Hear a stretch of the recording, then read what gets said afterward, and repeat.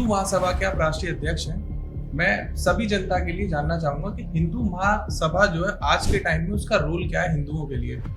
पहले पीछे जाना पड़ेगा कि अखिल भारत हिंदू महासभा की स्थापना 1882 में हुई। भारत की सबसे पुरानी ये संगठन है। लेकिन जो मीडिया में खबरें आती हैं राम मंदिर को लेके कि मुस्लिमों को वहाँ जगह देना, मस्जिद बनाने के लिए एक अलग तरीके से उनको प्रभावी तरीके से पैसे देना और सेटलमेंट करना, इसके बारे में आप क्या? नहीं, देखिए, ये तो माननीय सर्वोच्च न्यायालय का जो आदेश था और वो आदेश कैसे हुआ, किन परिस्थितियों में ये हुआ, ये तो वो जाने। लेकिन कोर्ट का ये बंसा होगा। एक मस्जिदों में जो हमारे मंदिरों को तोड़ के बनाया गया मस्जिद, एक का हिसाब है और ब्याज सहित इंटरेस्ट लेते हैं। हम तो दुश्मन को भी साइस्ता सजा देते हैं। वार करता है, करते नहीं, नजरों से गिरा देते हैं। 1528 में दिन बाकी में छोड़ा था बाबर के सेनापति ने, और उसको खोजा, हमने तलाश किया, और जब वो मिले प्रिंस अभिमीर तुसी, उनसे हिंदुओं के नाम से पत्र लिखवाया, माफीनामा। और यही नहीं, उनके सर पे राम जी की खड़ाऊ रखवा के अयोध्या जी ले जाके संतों से माफ़ी मंगवाया और राम लला के सामने माफ़ी मंगवाया। और वो पत्र जो है बहुत वायरल हुआ था। वो पत्र हमने सर्वोच्च न्यायालय में भी लगाया। आज के टाइम में आप देख रहे हो कि धर्मांतरण और लव जिहाद बढ़ता चला जा रहा है, इसको कैसे रोका जाए? नहीं, वही मैंने, वो सबका एक ही है कि संत महापुरुषों का ये जिम्मेदारी बनती है, समाज को सबको जोड़े, जागरूक करे लव जिहाद के खिलाफ। हिंदू महासभा तो जोधपुर में बापू जी का जो सेशन कोर्ट से सजा हो गया था, उसमें अपील की सुनवाई चल रही है। उम्मीद है कि यहाँ से बापू जी को न्याय मिलेगा। समाज को, हमको, आपको सोचना चाहिए कितना क्रूअल लोग है। मैं जब वीडियो देखता हूँ, उस समय जब विषम परिस्थिति था, वो क्या चेले तो डूब के मर जाए ससुर। नमस्कार दोस्तों, राधे राधे, स्वागत है आपका एक और नए पॉडकास्ट में। तो आज का पॉडकास्ट हम डिस्कस करने वाले हिंदू महासभा के राष्ट्रीय अध्यक्ष परम पूज्य स्वामी चक्रपाणी जी महाराज जी के साथ। महाराज जी नमस्कार, कैसे हैं आप? जी बहुत बढ़िया हूँ। महाराज जी, हिंदू महासभा के आप राष्ट्रीय अध्यक्ष हैं। मैं सभी जनता के लिए जानना चाहूंगा कि हिंदू महासभा जो है आज के टाइम में उसका रोल क्या है हिंदुओं के लिए। पहले पीछे जाना पड़ेगा कि अखिल भारत हिंदू महासभा की स्थापना 1882 में हुई। भारत की सबसे पुरानी ये संगठन है जी। और 1915 में भारत रत्न पंडित मदन मोहन मालवीय जी ने इसका राष्ट्रीयकरण किया और पहला अध्यक्ष, राष्ट्रीय अध्यक्ष महाराजा मनिंद्र सिंह नंदी जी हुए जी। दूसरा अध्यक्ष भारत रत्न पंडित मदन मोहन मालवीय जी हुए। और इस तरह एक श्रृंखला जिसमें लाला लाजपत राय जी भी रहे, वीर सावरकर भी रहे, शंकराचार्य कुर्तकोटी जी भी रहे, सोमनाथ चटर्जी के पिताजी NC चटर्जी भी अध्यक्ष रहे, योगी आदित्यनाथ जी के गुरुजी यानी दादा गुरु महंत दिग्विजय नाथ भी अध्यक्ष रहे यहाँ पे। इनके गुरुजी महामंत्री थे जो, और इनके दादा गुरु जो है सांसद थे हिंदू महासभा से जी। क्योंकि हिंदू महासभा के देश आज़ादी कराने में देश और धर्म के लिए बहुत बड़ा योगदान रहा। और आपको बताना चाहता हूँ कि वर्तमान में जो राम मंदिर का आप देख रहे हैं, यह राम मंदिर का पूरा, अगर जो 1949 से पहली कोई लीगल लड़ाई लड़ी जी, तो हिंदू महासभा ने लड़ी। और रामलला के प्राकट्य में भी अगर जो आप देखेंगे उसकी पृष्ठभूमि में, तो हिंदू महासभा के उस समय गोपाल सिंह विशारद थे। उस समय कई सन्यासी थे जो हिंदू महासभा से, साधु सन्यासी जुड़े थे। महंत दिग्विजय नाथ जी स्वयं थे जी। और तमाम महापुरुषों ने मिलकर के हिंदुत्व की लड़ाई लड़ी। अब आप कह रहे हैं कि वर्तमान में क्या है, तो वर्तमान में जो बीजेपी की सरकार पूर्ण बहुमत की, प्रचंड बहुमत की बन गई और लोगों ने कहा कि ये राम मंदिर बनाएंगे, लेकिन सच्चाई ये है कि वो राम मंदिर बनने का पूरा श्रेय हिंदू महासभा को जाता है जी। और भी जो हिंदू पक्षकार है उनको जाता है। आपने खुद केस हम लड़ा खुद है? पक्षकार रहे उसमें, इलाहाबाद हाई कोर्ट में भी रहे, निचली कोर्ट में भी रहे और सर्वोच्च न्यायालय में भी रहे। मेरा अपील नंबर 2636 था। लेकिन जो मीडिया में खबरें आती हैं राम मंदिर को लेके कि मुस्लिमों को वहाँ जगह देना, मस्जिद बनाने के लिए एक अलग तरीके से उनको प्रभावी तरीके से पैसे देना और सेटलमेंट करना, इसके बारे में आप क्या कहना चाहोगे? नहीं, देखिए, ये तो माननीय सर्वोच्च न्यायालय का जो आदेश था और वो आदेश कैसे हुआ, किन परिस्थितियों में हुआ, ये तो वो जाने। लेकिन कोर्ट का ये बंसा होगा कि हमें लगता है कि मुस्लिमों को दे देंगे तो एक समाज में सब थोड़ी सामंजस्य रहेगा, थोड़ी समाज में वो ऐसा नहीं भड़काऊ जो कट्टरपंथी असदुद्दीन ओवैसी जैसे लोग हैं जी वो दूसरे वर्ग को भड़काएंगे नहीं। क्योंकि मेरा तो स्पष्ट मत था कि राम मंदिर के पक्ष में जब आ रहा है तो पक्ष में होना चाहिए। पिछली बार भी जो इलाहाबाद हाई कोर्ट के निर्णय थे, तो जब निर्णय आया था तो उन्होंने कई हिस्सों में बांट दिया था, जिसको मैंने कहा था कि यह निर्णय जजमेंट नहीं बल्कि सेटलमेंट रखता है कि थोड़ा तुम ले लो थोड़ा तुम ले लो। जब राम मंदिर की प्राण प्रतिष्ठा हुई थी तो जो शंकराचार्य हैं उन्होंने काफी विरोध जताया था कि ये अभी मंदिर पूरा नहीं है, अधूरा है, अभी आप इसकी प्राण प्रतिष्ठा ना करें। तो आपका उस पर क्या टेक था? कौन शंकराचार्य? अभी मुक्तेश्वरानंद जी ने भी बोला था ये बात कि अभी ये मंदिर पूरी पूरा के नहीं। शंकराचार्य जी ने भी बोला था। हाँ, उस समय मुहूर्त का कुछ था, वो मुहूर्त के कुछ ऐसे थे, लेकिन राजनीतिक मुहूर्त ज़्यादा मायने रखता है अभी वर्तमान राजनीतिक परिदृश्य में।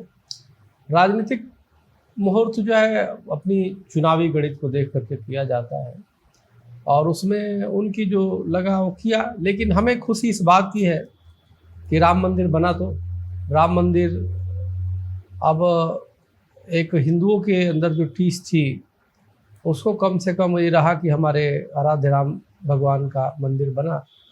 कैसे भी बना, उसके पीछे कई ऐसे मुहूर्त और चीज़ें थी जो परिस्थिति ऐसी अनुकूल नहीं था, लेकिन फिर भी किया। कोरोना भी उसके बाद उस समय आया, उसके बाद आया और कई चीज़ें थी, लेकिन बहुत सीमित लोगों के वो में करके किया गया। कोरोना गाइडलाइन उस समय था और कई चीज़ें था, तो ये सब है। लेकिन चलिए, हमें खुशी है, प्रसन्नता है।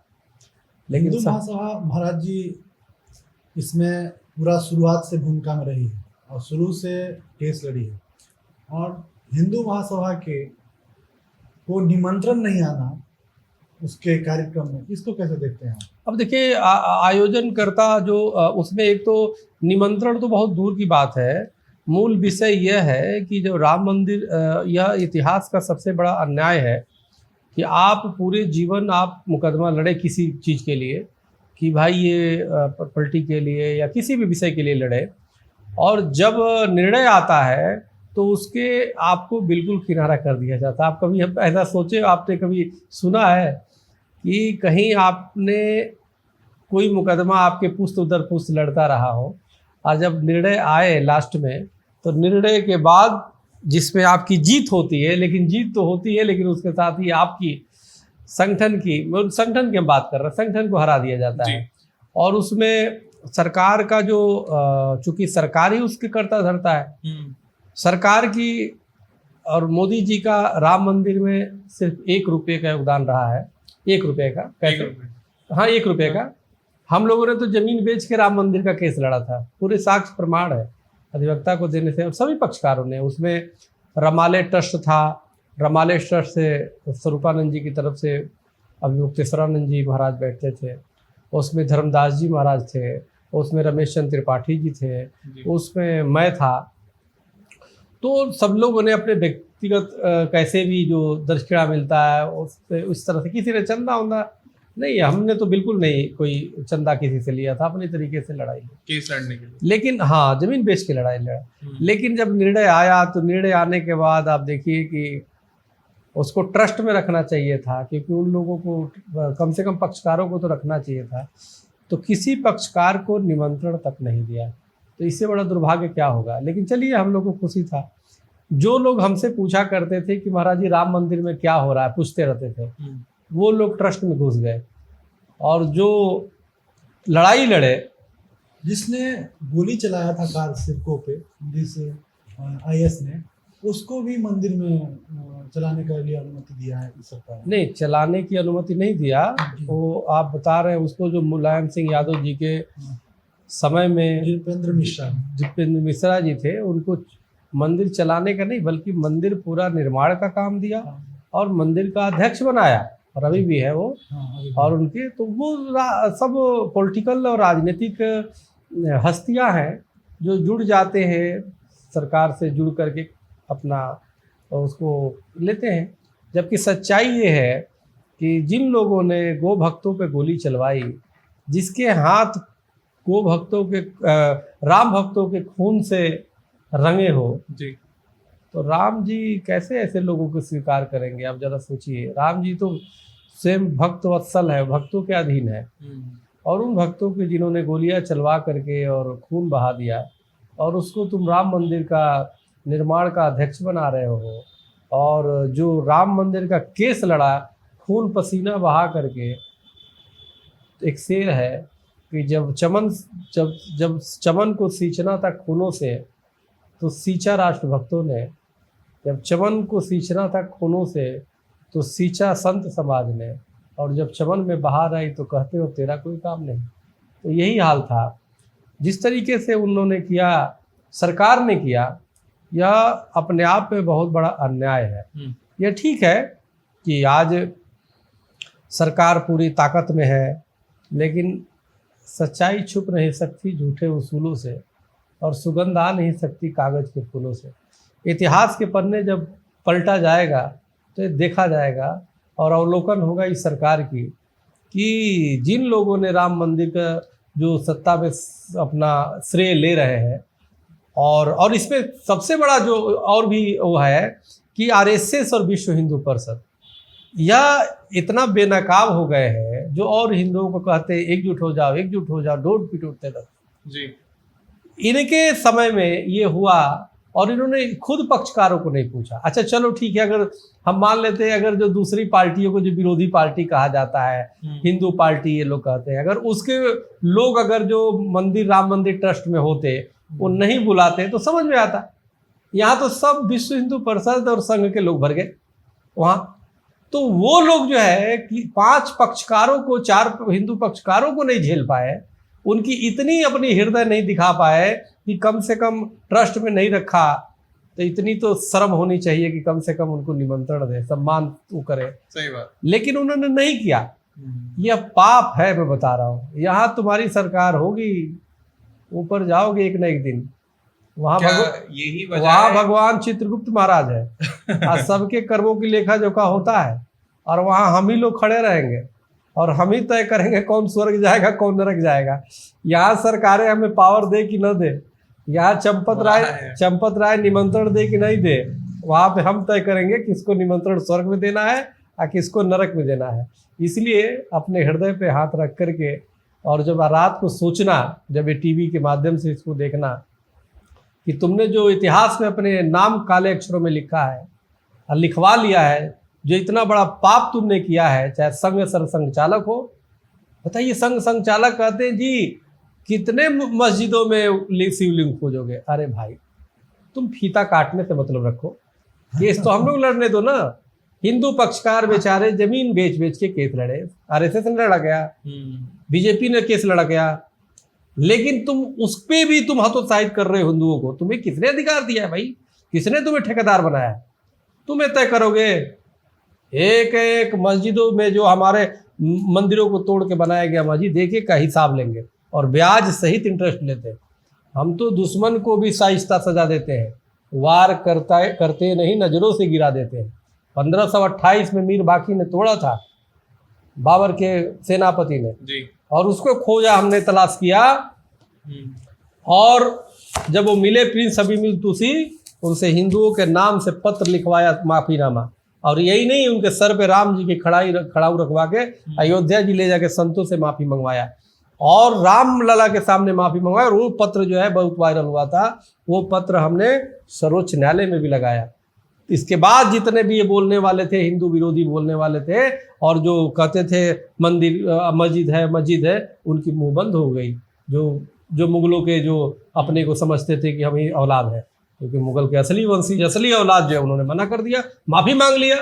तो मूल विषय ये है, ऐसे ही नहीं मिली है। संघ के क्या योगदान रहा? संघ का योगदान इतना रहा कि जब हो गया तो सर संचालक जी जाके फीता काट दिए राम मंदिर का। तो फीता काटना तुम्हारी बहुत अवसर देंगे। अभी कृष्ण जन्मभूमि में मौका देंगे भागवत जी, अभी ज्ञानवापी वाले में मौका देंगे, अभी तो 36,000 है, तो मौका बहुत मिलेगा, आपको मिलेगा, आप नहीं रहोगे अब अगले सरसंघ चालक। लेकिन ऐसे बयान ना दो भाई, बयान ऐसे सरसंघ चालक कोई भी हो ना दे। लेकिन आप पूज्य हेडगेवार जी ने जिस राष्ट्रवादी भावना से, हिंदू राष्ट्र क्या हिंदू राष्ट्रांगी भूताई में सुतरम तो नमामि है ना उनके, नमस्ते सदा वत्सले मातृभूमि तो या हिंदू भूमि सुखम वर्धितो हम, हाँ, तो उसमें हिंदू राष्ट्र आता है।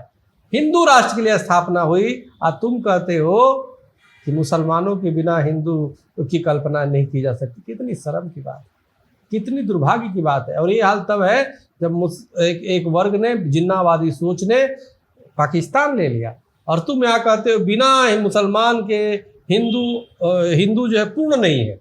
अरे कमाल कर दिया भाई। अरे बिना हिंदू के तो विश्व अपूर्ण है, बिना हिंदू सनातन के तो जो है, अगर सनातन को एक बार ठहरा देखिए, सनातन का ऋग्वेद सबसे पुराना है, वो क्या कहता है, मनुर्भव, मनुष्य बनने की प्रेरणा देता है, मनुष्य बनने की बात करता है।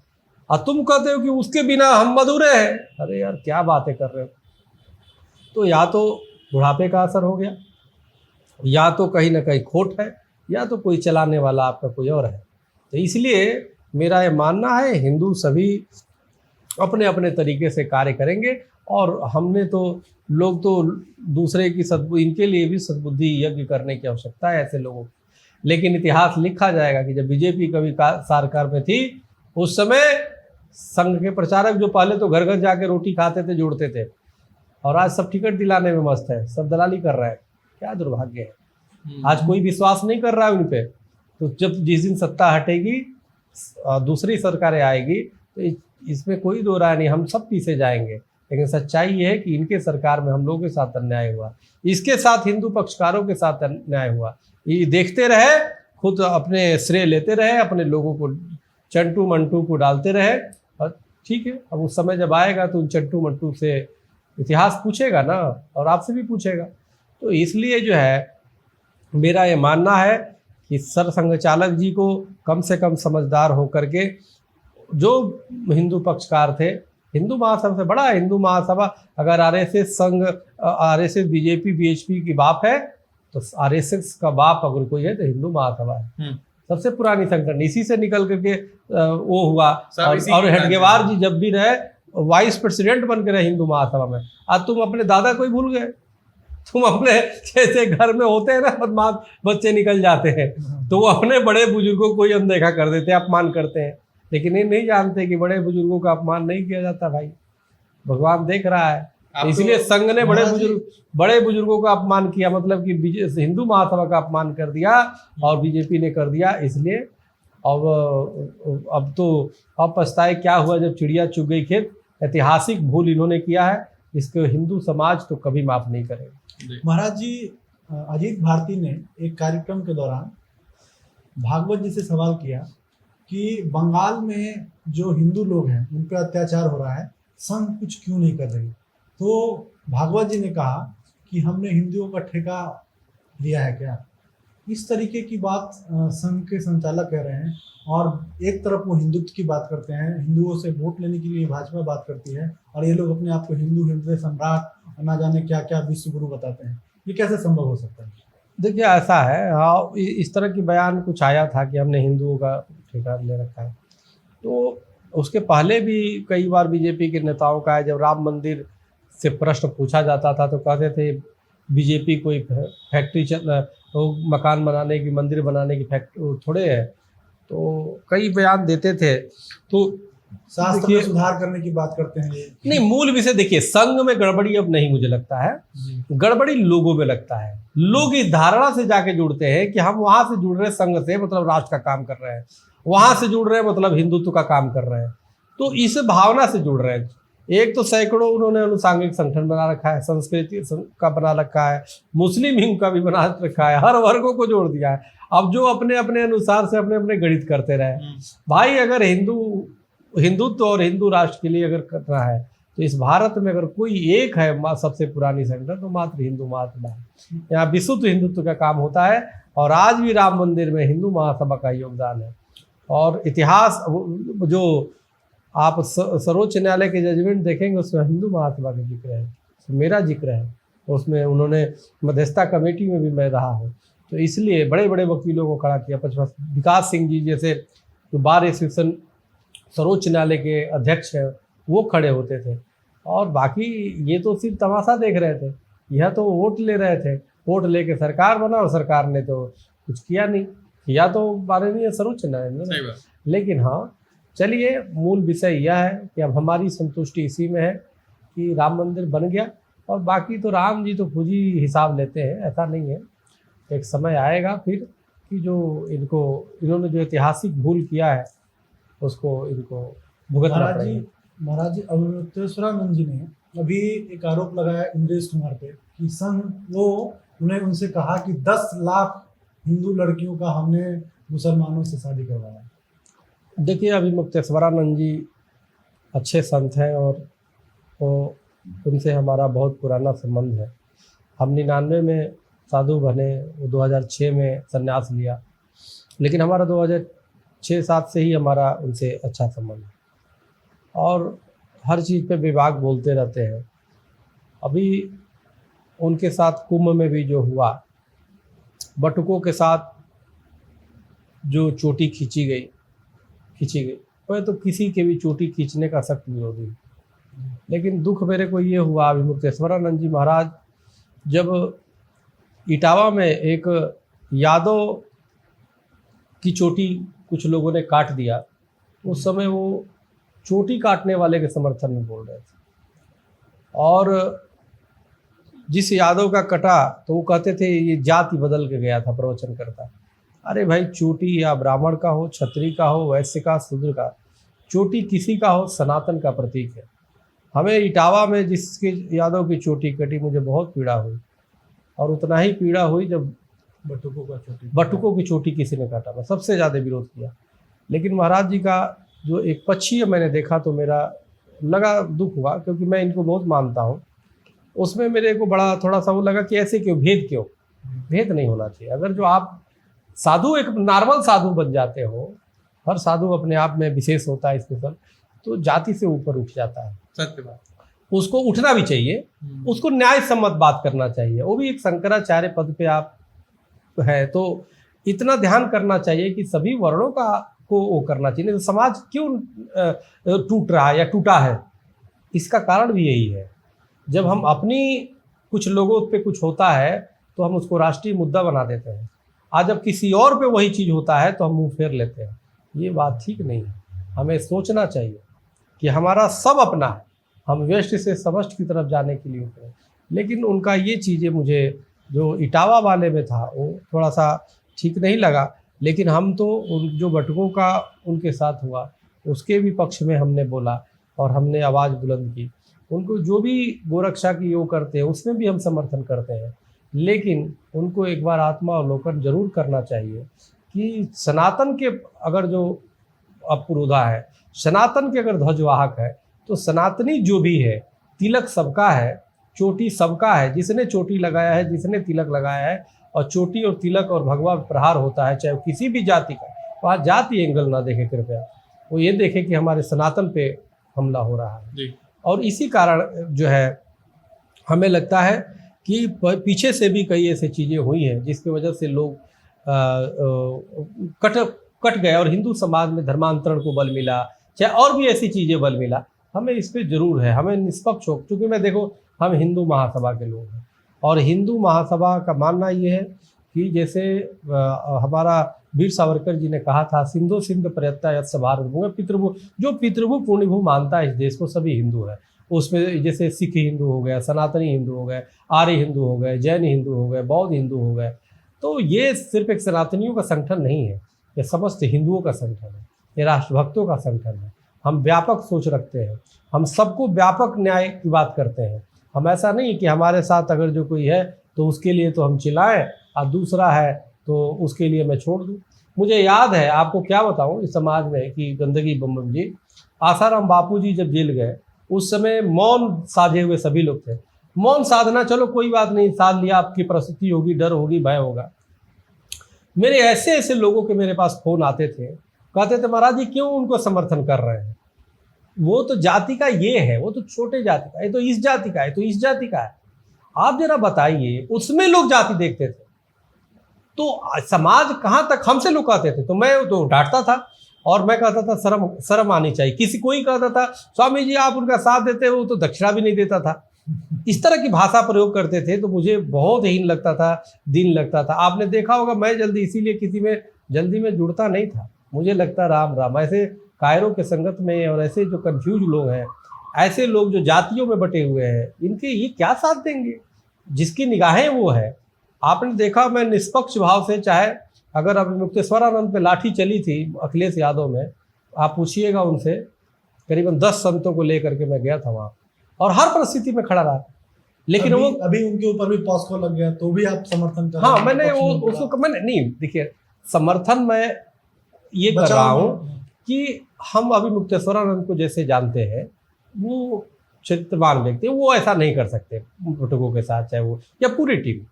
तो इतनी, लेकिन हाँ आरोप लग गए तो जांच तो स्वाभाविक है, वो भी कह रहे हैं जांच होना चाहिए, तो निष्पक्षता से जांच होना चाहिए। लेकिन मेरा विश्वास है, या मेरा निजी राय हो सकता है, इसमें हो सकता है गलत भी हो जाऊं, ये तो कोर्ट तय करेगा, लेकिन मेरा जो विश्वास, में गलत तो नहीं होता हर समय, कभी हो भी जाता हूँ, मनुष्य हूँ, इंसान हूँ, तो इसलिए कई बार गलत हो जाता है, भावनाएं आ जाती है। हाँ, लेकिन मैं जो हूँ, मेरा ये मानना है अभी मुक्तेश्वरानंद जी ऐसे घृणित कार्य नहीं कर सकते, और उनकी पूरी टीम को मैं जानता हूँ, वो सब सनातनी है और इसमें कोई दो राय नहीं। हाँ, थोड़ा सा आप मेरा और पराया ज़्यादा दिखते हैं तो उसमें थोड़ा सा हमें लगता है व्यापक बनने की आवश्यकता है। योगी जी को उन्होंने कसाई कह दिया। देखिए, वो उस दृष्टिकोण में कह रहे हैं कि वहाँ पे उत्तर प्रदेश में गोहत्याएं हो रही है और गो मांस कई जगह मिल जा रहा है, अभी भी जो जैसे वो दिखा रहे थे वो भी। तो देखिए, गो हत्या तो महापाप है और गौ रक्षा तो होनी चाहिए, लेकिन बड़ी दुर्भाग्य की बात है, ये तो मुद्दा उठना ही नहीं चाहिए। यह शंकराचार्य जो अभी मुक्तेश्वरानंद जी जो उठा रहे थे, कोई भी, अरे भाई राम मंदिर तो सुप्रीम कोर्ट ने किया, इसका तो कम से कम अपने आप ही हो जाना चाहिए था, गोरक्षा केंद्रीय कानून बन जाना चाहिए था, फिर खत्म होता। और भी कई चीजें थी। इसके लिए अगर कोई भी अगर बैठ रहा है, बीजेपी का प्रवक्ता कहता है, जानते हो वो मिथुन है, नस्ल है। अरे शर्म कर भाई, थोड़ी शर्म भी कर लो, क्या बोल रहा है? गाओ विश्व से मात्रा, गाय विश्व की माँ है, हमारी अतुल्य संपत्ति है, हमारी सनातन की प्राण बसते हैं उसमें। और आप जब सरकार है तो मिथुन धर्मेंद्र में लगे पड़े हो, कि मिथुन है, धर्मेंद्र है और चक्की पांडे है। और जब वही जाएगी तो फिर चिल्लाओगे, तो बेशरम लोग हैं। तो इसमें देखो, शंकराचार्य जी की बातें, उनकी बात रखने के तरीके हो सकता है क्रोध में, तो माँ जो जिसकी माँ पे आफत आएगा तो चिल्लाएगा ही, सही बात, स्वाभाविक है। और भावना प्रधान है, और भावना में अपनी माँ के लिए कर रहे हैं, तो उनकी भावना के साथ इसमें तो मैं भी जुड़ा हूँ। वो अच्छी बात है, वो वास्तव में वो सनातनी है। मैं तो कभी बहुत वो करता था, लेकिन एक दो ऐसी चीज़ें हुई जो मुझे थोड़ा सा अच्छा उनका नहीं लगा। जैसे चोटी में जो भेद उन्होंने किया ना, इटावा के यादव की चोटी और अपने बटुओं की चोटी में भेद नहीं होना चाहिए, तिलक में भेद नहीं होना चाहिए। हमारे लिए सब बराबर है। सही बात। कोई भी अगर दूसरे भी मजहब धर्म से आकर के और सनातन स्वीकार कर लेता है, चोटी लगाता है, तो मेरे लिए उसको बचाव रखना चाहिए, उस पर अन्याय नहीं होना चाहिए। अब किसी पे अन्याय नहीं, जिसने हम सर्वे बोलती के वो किया, हम जाति देखने वाले हैं। ये इटावा का यादव है इसलिए आप वो करोगे, जो भगवान कृष्ण स्वयं वेदोवंती थे। तुम आप किसी के भी भगवान रहे या ना रहे, कोई भी, मैं कह रहा हूँ, जाति पाति न पूछे कोई, हरि के बजे सो हरि के हुई। 750 साल पहले बोल के महापुरुषों ने इसको वो किया। तो इसलिए मेरा मानना है कि सब में, सबके लिए हमें वो करना चाहिए। जब हमारा दायित्व अगर हमारा ये बनता है, हमारा व्यापक परिवार है, यानी कि हमारे सब हैं, इसलिए भेद नहीं करना चाहिए। रही बात, गोरक्षा केंद्रीय कानून बनने चाहिए। गोरक्षा की अगर वो मांग कर रहे हैं, तो पहली बात कि बीजेपी की सरकार है, ऐसी सिचुएशन आनी नहीं चाहिए, ऐसी परिस्थिति नहीं आनी चाहिए कि मांग कोई करना पड़े। जिसके देश के प्रधानमंत्री पहले ही चिल्ला रहे थे चुनाव में, आपका कलेजा फटता है कि नहीं, मेरा तो दिल फट जाता है। ओहो, अब हम लोग का दिल फटे जा रहा है और उनका जो है दिल, पता नहीं दिल कहाँ रख दिया है। तो इसलिए भाई ये चीज़ें ऐसा नहीं होना चाहिए। और मेरा ये मानना है कि गोरक्षा, गो के खून बह रहा है यहाँ, गोरक्षा नहीं हो पा रहा है। अरे हमारी पूरे देश से बूचड़खाने बंद होने चाहिए, कोई भी जीव हत्या होनी नहीं चाहिए। अबे जीव हत्या करके हम पैसे कमाएंगे, रेवेन्यू करेंगे, शर्म आनी चाहिए है। ये तो यहाँ तो होता था एक संत के कुटिया में शेर, भालू, बंदर सब एक साथ रहा करते थे। यहाँ तुम तो पकड़ पकड़ के काटे जा रहे, मांस भेजे जा रहे हो। यानी कि अभी सरकार ने इतना बड़ा, ये पीयूष गोयल और कौन कौन लोग गए थे और जाके मुस्लिम कंट्रियों से उन्होंने वो सर्टिफिकेट इशू कराया है, हलाला का सर्टिफिकेट, GMP सर्टिफिकेट। हलाला क्या बोलते, नहीं हलाला नहीं, वो जो खाने का वो झटका तो हिंदुओं का होता है, हलाला ही होता है। हाँ जो भी हो, तो हलाला दूसरा होता है। अच्छा हलाला में तो शुद्धिकरण होता है, किए जाते हैं उनके यहाँ। जैसे किसी का वो कर दिया तो फिर दूसरे शादी करके फिर ऐसे माना जाता है, तो ये हलाल सर्टिफिकेट। तो ये हलाल सर्टिफिकेट जाके लेके आ क्या गर्व महसूस कर रहे, देखो जी मैं हलाल लेते आ गया। भारत का कहता है ये विश्व गुरु रहा है, तो कैसे गुरु बनेगा विश्व? तुम हलाल सर्टिफिकेट लेके आ रहे हो, सर्टिफिकेट फाड़ देना चाहिए। हिंदू महासभा की सरकार अगर जब कभी आ जाती है या कभी मैं सत्ता में आ जाऊंगा, देखना सबसे पहला काम वो सर्टिफिकेटें फाड़ेंगे, आग लगा देंगे। जैसे दाऊद की गाड़ी को आग लगाया ना, वैसे ही ऐसे सर्टिफिकेटों को आग लगा देंगे। अरे भाई क्या जीव हत्या का तुम हलाला वो कर रहे हो, शर्म आनी चाहिए। स्वामी जी, जैसे आज के टाइम में आप देख रहे हो कि धर्मांतरण और लव जिहाद बढ़ता चला जा रहा है, इसको कैसे रोका जाए? नहीं, वही मैंने, वो सबका एक ही है कि संत महापुरुषों का ये जिम्मेदारी बनती है, समाज को सबको जोड़े, जागरूक करे लव जिहाद के खिलाफ। हिंदू महासभा तो सन 2004-5 से लव जिहाद के खिलाफ, हिंदू महासभा नहीं शुरू किया कि लव जिहाद बंद हो। लव जिहाद की सबसे पहले पहचान हिंदू महासभा ने किया। और सरकार है, सरकार को इसको कठोर केंद्रीय स्तर पे कानून बनाना चाहिए, लेकिन सरकार ने अभी तक नहीं बनाया। कानून है उसका ढुलमुल कानून है जो स्टेट लेवल पे बनता है। महाराज जी, जोधपुर में बापूजी का जो सेशन कोर्ट से सजा हो गया था, उसमें अपील पे सुनवाई चल रही है इस समय। उम्मीद है कि यहाँ से बापूजी को न्याय मिलेगा? नहीं, वो तो मिल ही जाएगा। संत को न्याय और अन्याय की क्या है, उन पे तो देखो आसाराम बापूजी पे कोई अंदर भी है तो अपना सत्संग कर रहे हैं, वो कर रहे हैं। लेकिन समाज को, हमको, आपको सोचना चाहिए कितना क्रूअल लोग हैं। मैं जब वीडियो देखता हूँ, उस समय जब विषम परिस्थिति था, वो क्या चेले तो डूब के मर जैसे सूरज वीडियो बनाते थे, कहते बाबू का आज का दर्शन, बापू का आज का दर्शन। वो जेल में जा रहे, बापू का आज का दर्शन, बापू का दर्शन। अरे शर्म करो भाई, बापू का आज का दर्शन। बापू के हृदय से पूछो, दर्शन तुम कर रहे हो, दर्शन किस लिए कर रहे हो? तुम्हारा कितना समाज स्वार्थी है। अरे बाबू को प्रयास करो कि कैसे वो आए, उनको कैसे, उनके जो लगे दाग हैं उसको ख़त्म करें, तो दर्शन करने में। इन्हीं सब चीज़ों को देख के तो मैंने कहा कि चला चेला बनाना ही बेकार है। ये चेले ही सब फंसा रहे हैं, जितने हैं ना चेले ही फंसा रहे हैं, और कोई नहीं है। अब देखो, एक आशुतोष जी महाराज है, उनके चेलों ने उनका अंतिम संस्कार भी नहीं किया, फ्रिज में पैक कर दिया और समाधि कह के कुल्फी बना दिया। ऐसे 2-4 मेरे चेले हो जाए, मेरे कुल्फी बना दे बताओ, तो चेले रखने से क्या फ़ायदा? आसाराम बापू केस में देख लो, चेले ही सब वो कर दिया। चेलाओं ने ही, आप जरा सोचो, इसी तरह राम रविंद्र जितने भी भावे पद रहे हैं, उनको चेले ही उनको वो दे रहे हैं। मूल विषय ये है, मेरे कहने का मतलब ये है कि भाई निर्लिप्त भाव से रहो। ज़्यादा वो करोगे तो बस अंदर जाओगे, बस भजन ही करोगे। तो इसलिए मेरा मानना है कि गुरु लथपथ है, दुखी है, गिर रहा है, और कलयुग का प्रभाव देखो, वीडियो चेले बना रहे हैं, लगे बस एक फोटो भी हो जाए मेरा इनके साथ। ये नहीं देख रहे कि वो बेचारा किस दुख में गुजर रहा है, रातों को सोया नहीं होगा, कुछ खाया नहीं होगा, उसके अंदर कितने पीड़ा है, लेकिन बस उसके वीडियो घुमा रहे। देखिए जी आज का दर्शन करिए, ये जेल से जा रहे हैं, देखिए जी बैन में जा रहे हैं, बैन में देखिए आज की दर्शन, पागल हुए पड़े। तो आप सोचो बौद्धिक क्षमता क्या है उनकी, कितनी बड़ी स्वार्थ है ना, ये कितनी बड़ी स्वार्थ है ये। तो ये तो मैं तो बिल्कुल इसको सही नहीं समझता। बापू भले सबको करते हैं, मेरा तो बड़ा स्पष्ट मत था, और हमने कई में वो देखा, ठीक है अपना सनातन के लिए उन्होंने तो बहुत किया कर रहे हैं, लेकिन भक्तों में भी कम से कम संवेदना होनी चाहिए। और हमें लगता है कि संवेदना बहुत ज़रूरी है। धर्म सिखाता है कि कोई भी आपका साथ दे तो उसके साथ आपको भी देना चाहिए, जो मैंने देखा नहीं।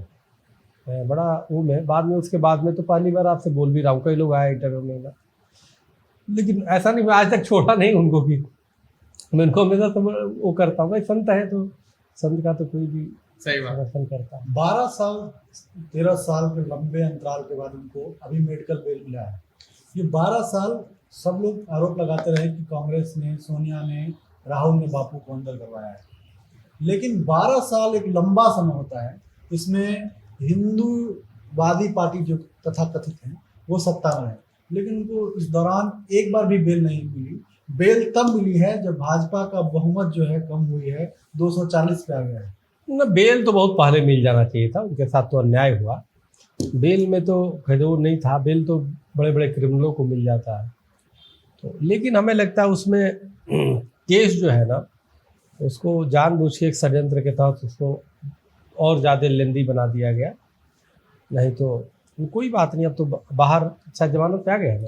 जमानत बेल पे। हाँ? मेडिकल बेल पर। हाँ, ठीक है। अभी मेडिकल सुब्रमण्यम स्वामी भाजपा के ही नेता हैं, और प्रदीप सिंह जडेजा उस समय तत्कालीन समय जब आरोप लगा था बापू जी को, उस समय वो वहाँ के गुजरात के गृह मंत्री थे। उन्होंने विधानसभा में कहा कि आसाराम बापू को और नारायण साईं को हमारे राज्य की प्रबल इच्छा शक्ति के कारण बाहर नहीं आने दे रहे हैं।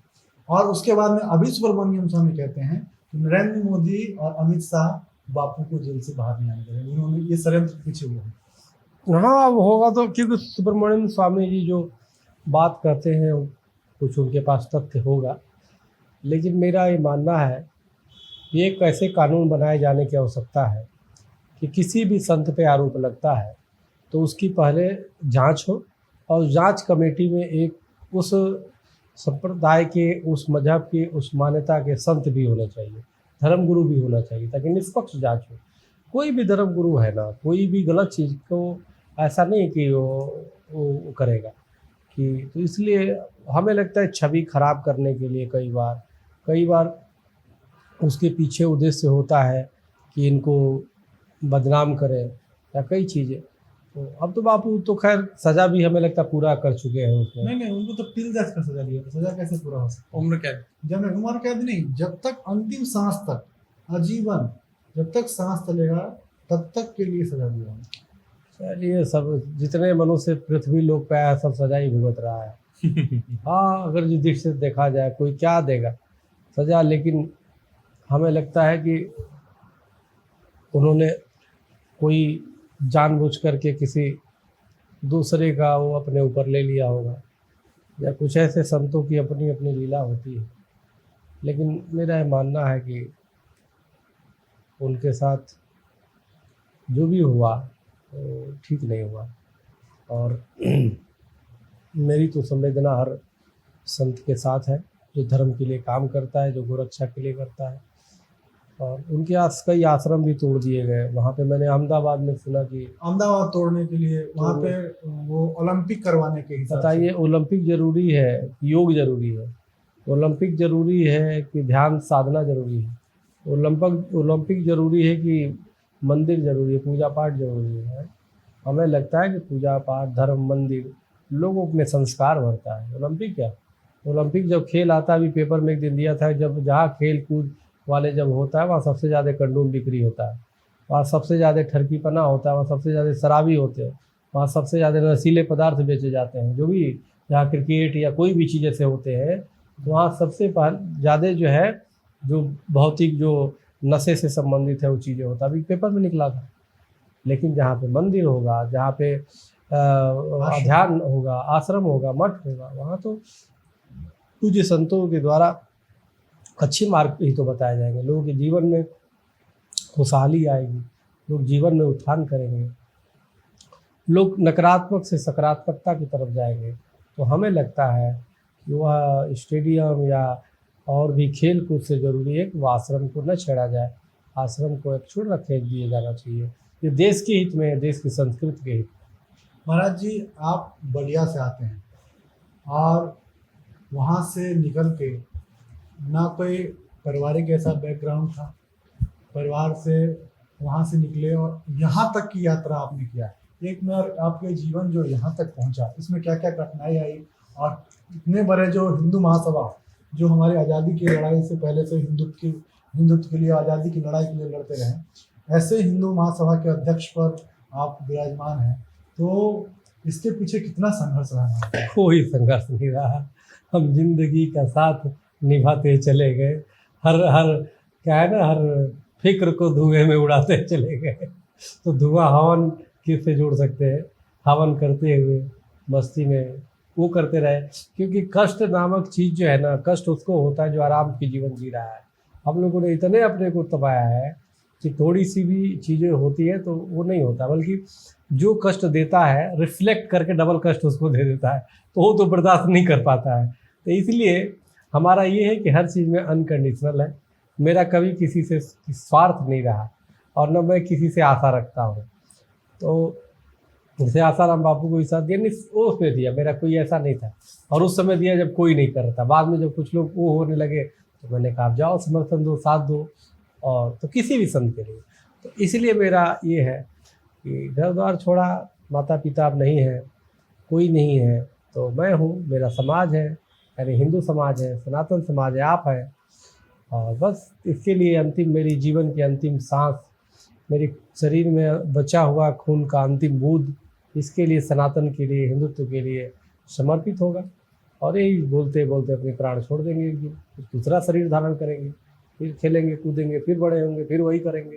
तो पुनरपि जननम पुनरपि मरणम। तो इसलिए पुनः जन्म लेंगे, पूरा कार्य करेंगे, फिर चले जाएंगे, फिर आएंगे, फिर आ जाएंगे, ऐसे ही चलती आ रही, कितने जन्मों जन्मों से चला आ रहा है, अभी अभिनय कर रहा है आदमी अभी। तो इसलिए यह तो शरीर का अपनी अपनी, और हम आप करने वाले कुछ नहीं है, सब परमात्मा तय किया हुआ है, कहाँ से तुम्हें क्या करना है, किस रूप में तुम्हें पात्र भूमिका कौन सी अदा करना है। लेकिन मैं अधिकतर ये प्रयास करता हूँ कि जो भी रोल हो, अधिकतर हीरो का रोल मैं करूँ। कुछ लोगों के निगाह में खलनायक को हो जाता है, जैसे बापू का साथ देते थे तो जो जिनको अच्छा लगता था उनके लिए तो मैं हीरो था, लेकिन बाकी जो सनातन विरोधी है उनके लिए तो मैं खलनायक था। तो उनके लिए खलनायक रहूँगा ही। जो सनातन विरोधी है, जो राष्ट्र विरोधी है, उनके लिए खलनायक बने रहना एक गर्व की बात है। अपने राष्ट्र के लिए हम हीरो रहेंगे, हमेशा अपनी अंतिम सांस तक, अंतिम खून के बूंद के कतरे तक लड़ेंगे देश और धर्म की रक्षा के लिए, आतंकवाद के खिलाफ, जिहाद के खिलाफ, हिंदू बेटी बहनों की रक्षा के लिए, चाहे अपनी संतों की रक्षा के लिए, सनातन की रक्षा के लिए, गौ रक्षा के लिए, धर्म रक्षा के लिए, अंतिम सांस तक हम लड़ते रहेंगे और अंतिम सांस तक काम करते रहेंगे। महाराज जी, आखिरी प्रश्न है हमारी तरफ से। आपने कोरोना जब देश में आया था, देश में एक बड़ा भय का माहौल था, क्योंकि जिस तरीके से देश भर में मीडिया कोरोना को लेकर डर फैला रही थी, और आपने गौमूत्र पार्टी करके लोगों में से जो भय निकालने का काम किया था, उससे बहुत लोग जो है मुझे लगता है कि सुरक्षित हो गए थे। इस पर क्या कहेंगे? देखिए, आप देखिएगा, सबसे ज़्यादा हमारे देश में गौ माता का महत्व है, और उसमें तो आप भी थे गौमूत्र पार्टी में। और गौमूत्र पार्टी आप ये देखिए कि जब कोरोना काल आया, किसी के पास कुछ दिखाई नहीं दे रहा था, क्या किया जाए, कैसे किया जाए। फिर मेरे दिमाग में आया, भगवान शिव ने मुझे स्वप्न में वो किया कि गौमूत्र का सेवन कराओ, इससे लाभ है। फिर मैंने दूसरे दिन अपने लोगों से बताया कि भाई भगवान शिव हमारे स्वप्न में आए हैं और इससे कुछ किया जाए। और ये अब बताओ, हमारे इलाज अगल बगल ही होता है। फिर मैंने बम ठाकुर जी को बताया, फिर और कुछ अपने जो प्रिय उनको बताया, उन्होंने कहा ठीक है करते हैं, ना गौमूत्र पार्टी किया। और आपको आश्चर्य होगा कि कई ऐसे कोरोना ग्रसित उस समय थे, वो आए हैं मेरे पास, और उसी दिन आए, हवन भी किया। जो जिले का सीएमओ तक ने बोल दिया था कि आप घर से बाहर मत निकलो, तो हमसे पूछा, हमने नहीं तो मेरे पास आ जाओ, और वो मेरे पास आए। और आने के बाद उनकी कोरोना भी लेस मात्र भी नहीं रहा, गौमूत्र पिलाया, हवन कराया, खूब यहाँ पे हुआ जम के, और पूरा। आपने तो मुसलमानों को भी महाराज, हाँ, मुस्लिम समाज जो भी आए, देखिए कोरोना तो ये नहीं देखता है ना किस मजहब को किसों में, उन लोगों ने भी गौमूत्र का सेवन किया, तो लोगों ने किया। लेकिन उसके बाद उसकी लोग मजाक उड़ा रहे, अरे भाई तुम्हारे पास कुछ है तो है नहीं, अब तुम मर तो रहे हो, टीका लगा के मरे जा रहे हो, हार्ट अटैक करा रहे हैं, अब गौमूत्र से थोड़े हार्ट अटैक होगा। और जो लोग यहाँ पे आए, किसी को कोरोना हुआ ही नहीं, किसी को कुछ हुआ ही नहीं दूर दूर तक। तो मेरे कहने का मतलब ये है कि हम तो अपने देसी तरीके से ही बताएंगे। आप चले जाओ आसाराम बापू आश्रम में, आज भी गौमूत्र कितना बिकता है, लोग पीने वाले ही है ना, और वो सब स्वस्थ रहते हैं। तो इसलिए हमें देसी तरीके अपनाने चाहिए। और गौमूत्र पार्टी किया था, और हमें लगता है कि हमेशा गौमूत्र पार्टी होते, शराब पार्टी लोग करते हैं, शराब पार्टी और कितने गलत गलत गंदे गंदे पार्टियां करते हैं। हम गौमूत्र कर दिए तो लोगों को पगला गए कि अरे देखो तो निगेटिव लोग हैं, वो सनातन विरोधी है। जी। तो खैर हमारा तो उद्देश्य ये था कि लोगों में भय खत्म, भय भी खत्म हुआ और निराकरण, भय ही खत्म। चाहे दाऊद की गाड़ी को देखो आग लगाया, तो उसका उद्देश्य यही था मेरा कि भय खत्म हो, और भय मुक्त हो गया। उसकी गाड़ी को लेके फूंक फाक दिया, काम खत्म, अब उसका भय खत्म हो गया। लोग जो क्रिमिनल हैं वो भय पैदा करते हैं, तो जो नकारात्मक चीजें हैं वो भय पैदा करते हैं। तो विदेश के भी लोग देखे यार, गौमूत्र पार्टी बताओ, नहीं तो ये और कोरोना से लोग मरते, उससे लोग कंट्रोल हो गया और बहुत गौमूत्र बिकने लगा था। मेरे से बहुत सारे लोगों ने पूरे कॉन्टेक्ट नंबर मेरा था। हाँ, तो इसलिए जो है देखिए, वो गौमूत्र पार्टी का मेरा लक्ष्य उद्देश्य यही था कि लोगों में आत्मविश्वास भरना, लोगों को अपनी गाय की तरफ जोड़ना और लोगों को सक्षम बनाना, सबल बनाना कि हम साथ में। अब उस समय हम अब रामदेव जी तो उसी समय लगे, पता नहीं कोरोना लेके कौन सी कोई दवा वो लगे बेचने, वो तो आपदा में औषधि खोज लिया भाई साहब ने, और लगे बेचने। हमने तो पैसे लेके बेचा नहीं, हमने तो कहा गौमूत्र पियो, जहाँ गौ मिल रहा है वो पियो। तो साधु का जो काम है वही किया जा रहा है, जबकि उन्होंने गौमूत्र पे टिप्पणी कर दिया, नहीं मैं ये सब नहीं मानता। हाँ तो बेचो, देखो उसका परिणाम क्या हो, सर्वोच्च न्यायालय ने भी डांटा, वहाँ भी माफी मांगना पड़ा उनको।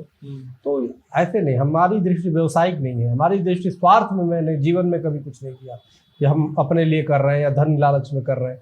हमने उसमें जो भी था अनकंडीशनल था। हमने बल्कि अपने पैसे लगा करके वहाँ पे गौमूत्र पार्टी किया, 56 व्यंजन बनवाया, कोरोना की भी शांति के लिए भी पूजन कराया, कोरोना को भी पूरी सब्जी चढ़वाया, है कि नहीं। किसान हो जाए, हमारे यहाँ माता निकलती है तो आप देखो कैसे भावना होती है, देखो उसके बाद ही शांत हुआ, उसके बाद ही देश में शांति हुआ।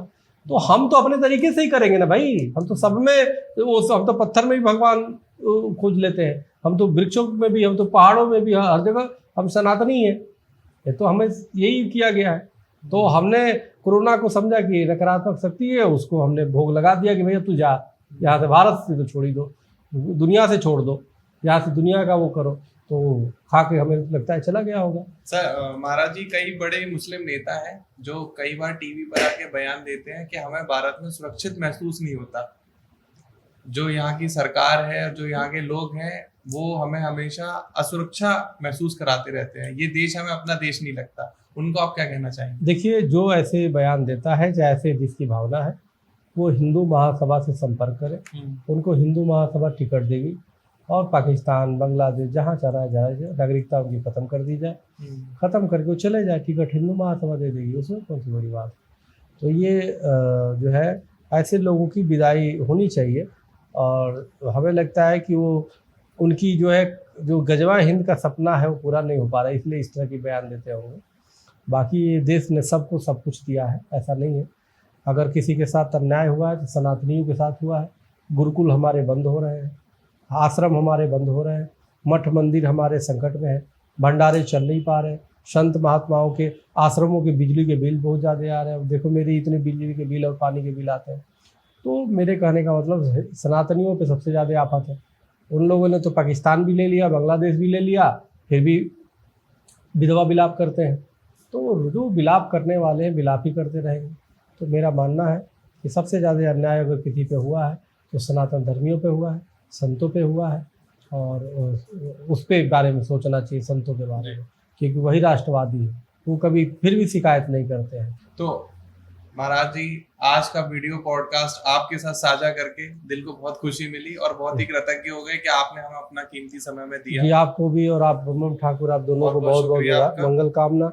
आपके व्यूवर्स को बहुत बहुत बधाई, और आप लोग जो है आए, इसके लिए बहुत बहुत धन्यवाद, आभार। तो सभी हिंदू भाइयों को हम यही गुजारिश करेंगे कि वीडियो में प्लीज कमेंट जरूर करके जाएं, लाइक कर दें, चैनल को सब्सक्राइब कर दें। फिर मिलते हैं एक नई वीडियो में, एक नए पॉडकास्ट से। तब तक के लिए नमस्कार, धन्यवाद।